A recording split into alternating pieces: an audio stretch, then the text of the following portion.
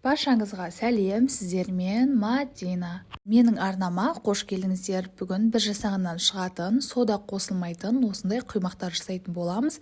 Өте дәмді болып шығады. Міндетті түрде осы рецептпен жасап көріңіздер. Қанша мөлшерде қосу керектігі видеоның астындағы описание бөліміне жазып қалдырамын. Егер маған тіркелмеген болсаңыз, тіркеліп қоюды ұмытпаңыз.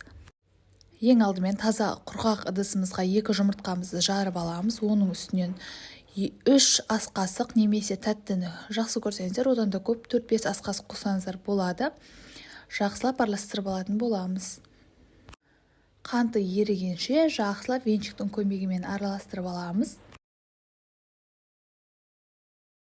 Одан кейін ұнымызды міндетті түрде електен өткізіп, бірден салмай, осылай 2-3 бөліп салатын боламыз. Бірінші ұнымыздың бір бөлігін салып алып, жақсылап ешқандай комочек қалмайтындай венчиктің көмегімен араластырып аламыз. Одан кейін үстіне жылы сүтімізді қосамыз. Оны да бірден құйып жібермей, аз-аздан қосып отырып араластыратын боламыз. Ұнды салып, жақсылап араластырып, сүт құйып, осылай кезектестіріп отырып, жақсылап араластырып алатын боламыз.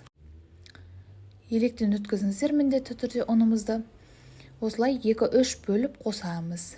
Достар, менің арнамнан көптеген оңай жасалатын, сәтті шығатын қазақша рецепттерді таба аласыздар. Сондықтан міндетті түрде егер тіркелмеген болсаңыз, тіркеліп қоюды ұмытпаңыз. Видеоның астындағы подписаться кнопкасын басып, қасындағы колокольчикті таңдап, все дегенді басып қойсаңыз, жаңа видео шыққанда сізге хабарлама барып тұратын болады.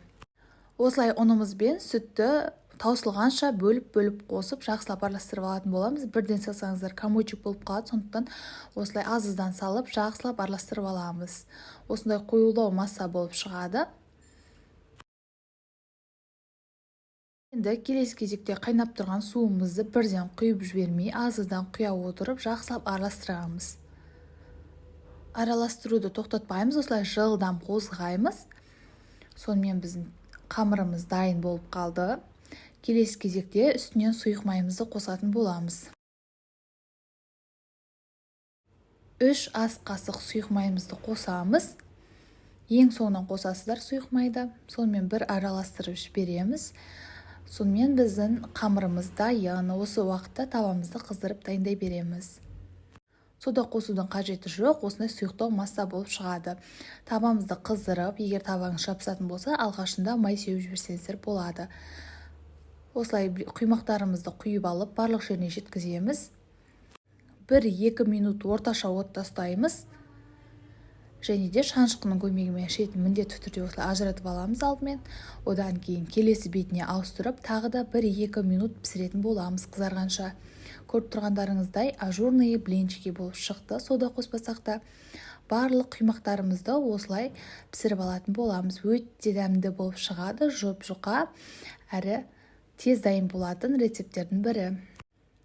Міндетті түрде осы рецепт бойынша жасап көріңіздер. Бұл рецепт бойынша 15-18 дана құймақ шығады. Егер де сізге көп қажет болса, ингредиенттерді 2-3 есе көбейтіп жасай беруіңізге болады. Ақырында осылай 2 беті піскенде алып аламыз. Осымен біздің құймақтарымыз дайын. Астарыңыз дәмді болсын. Сіздермен болған Мадина. Келесі видеода кездескенше достарыңызбен бөлісіп отыруды да ұмытпаңыздар.